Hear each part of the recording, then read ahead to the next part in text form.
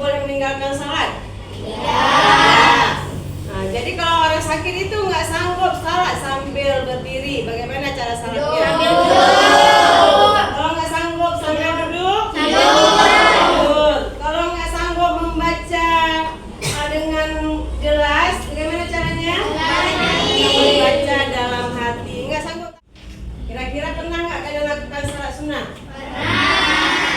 Kenapa kalian mau salat sunnah?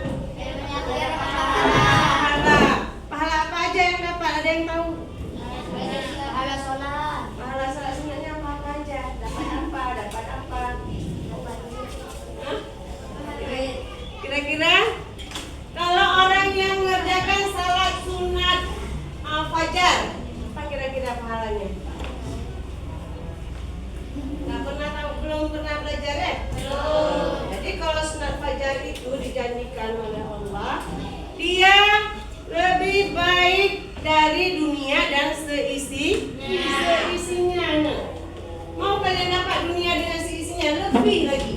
Kalau mau silakan kerjakan salat sunat fajar. Kapan itu kita lakukan salat sunat fajar? Sebelum salat subuh. Yang 2 rakaat sebelum salat subuh itu namanya salat sunat fajar. Ataupun tidur. Jam berapa mulainya? Nah, mulai dari jam 1 atau jam 12. Pokoknya kita sudah tidur sampai sebelum subuh. Pahala.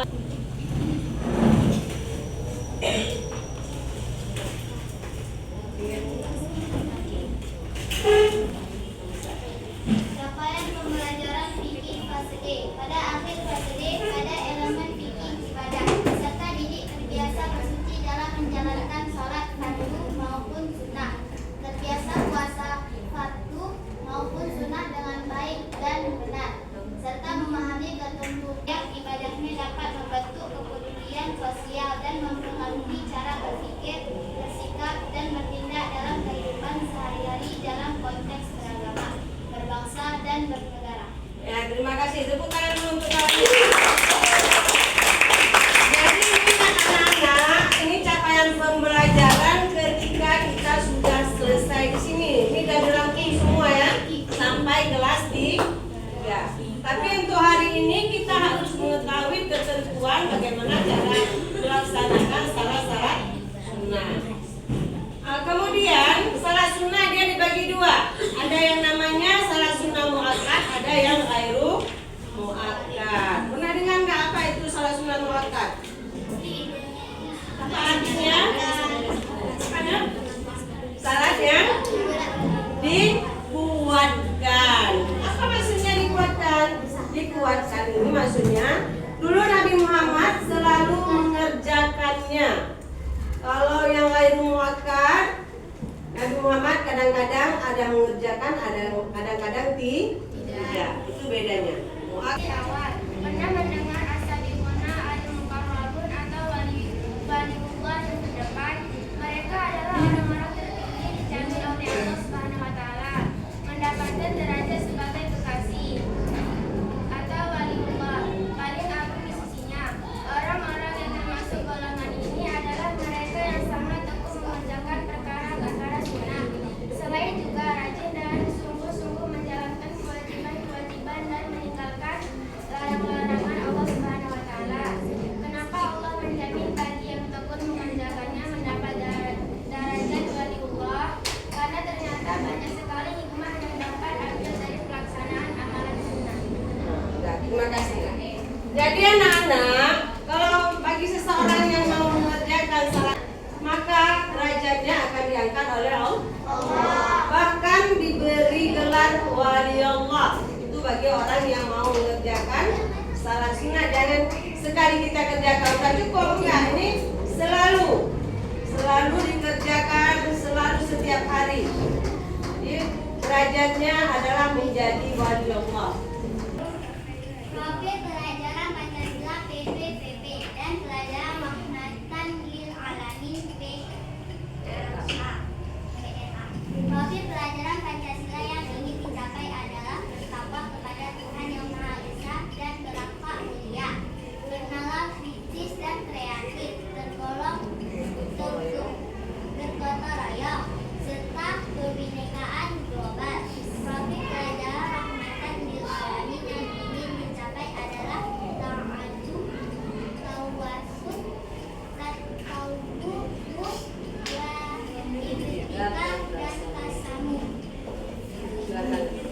Jadi sekarang kita menggunakan kurikulum merdeka. Dalam kurikulum merdeka itu ada yang dinamakan profil pelajar Pancasila. Jadi yang diharapkan dari profil pelajar Pancasila ini kita menjadi seorang yang bertakwa kepada Allah dan berakhlak mulia. Itu yang diharapkan dari profil Pancasila tersebut.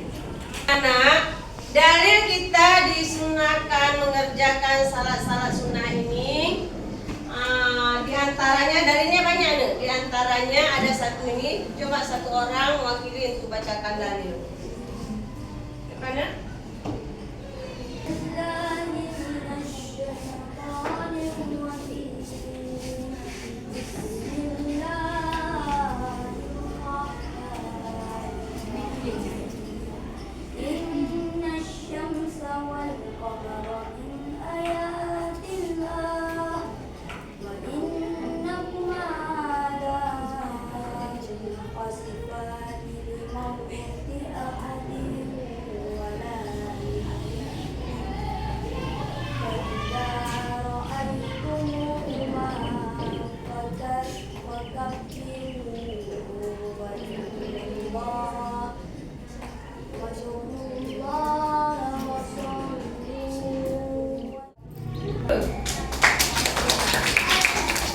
Dari ini kita mengetahui bahwa kita ketika terjadi gerhana kita diperintahkan untuk melaksanakan salat gerhana.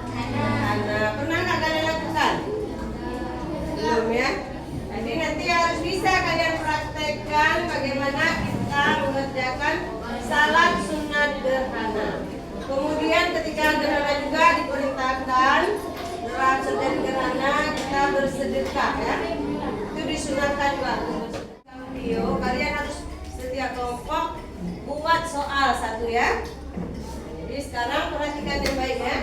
Ini penjelasan tentang bagaimana salat sunat rawatib.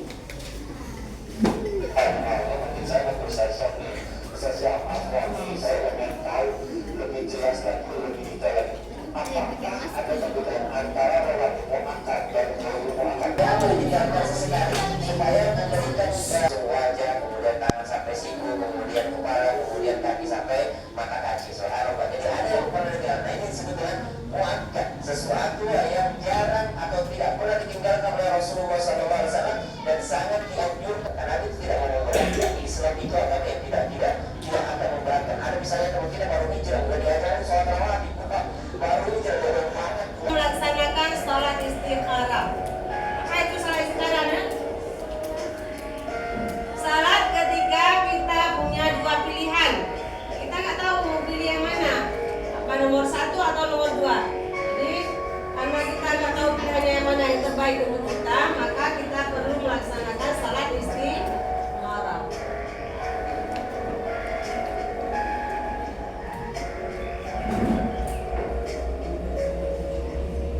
Ya, itu niatnya. Saya niat salat sunat istikharah 2 rakaat karena Allah Ta'ala.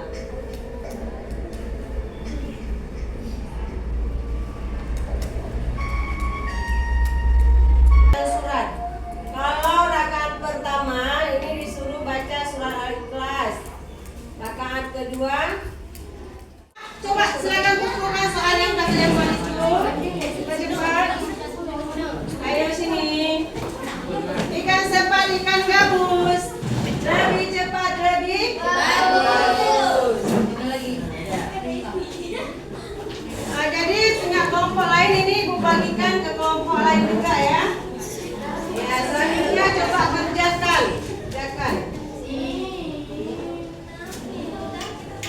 Kerjakan soal yang udah dibuat kawan kalian ini.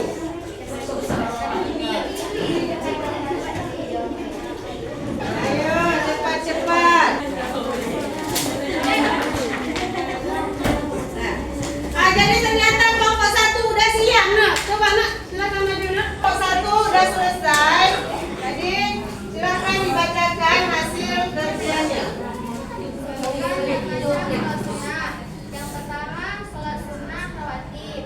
Yang kedua sholat sunnah malam. Sholat sunnah malam dibagi menjadi 3, yaitu sholat witir, sholat tahajud,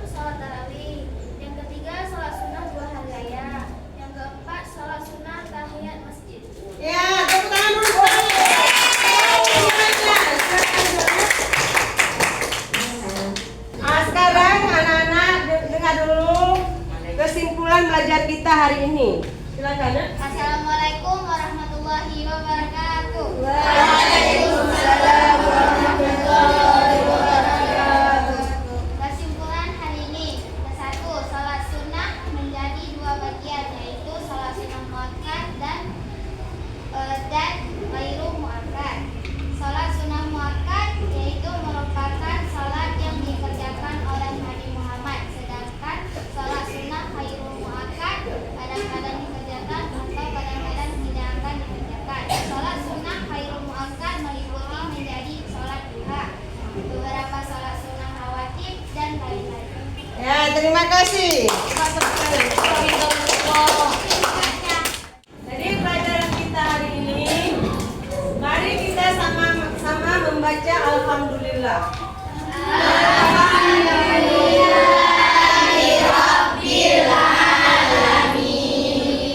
Dengan anak akhiri dengan billahi taufiq wal hidayah. Wassalamualaikum